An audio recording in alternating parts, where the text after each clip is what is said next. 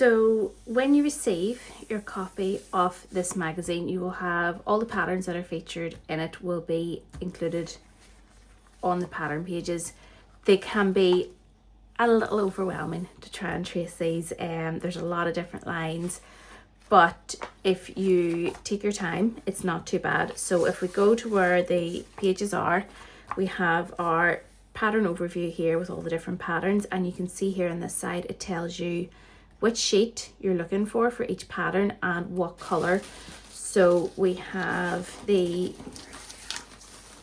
I'm looking for the Luca shorts, and we're looking for poppy sheet A and the pink pattern pieces. So I have already highlighted, so I've actually used a lilac or purple highlighter to highlight around the size that I need. This is an erasable highlighter as well, so it means that I can rub this out and redo it if I need to, or just use a different color the next time.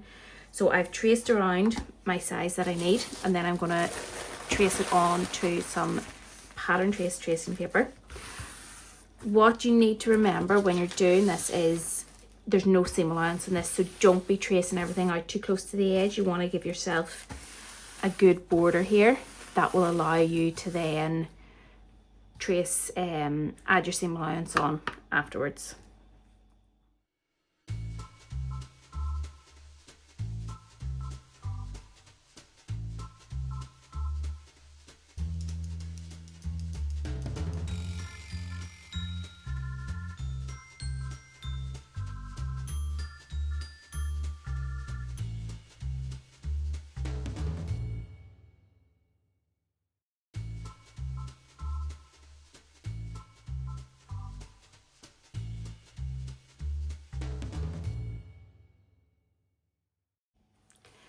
So that is our front piece traced off, and then you just need to go through the rest of them and trace off all your other pieces.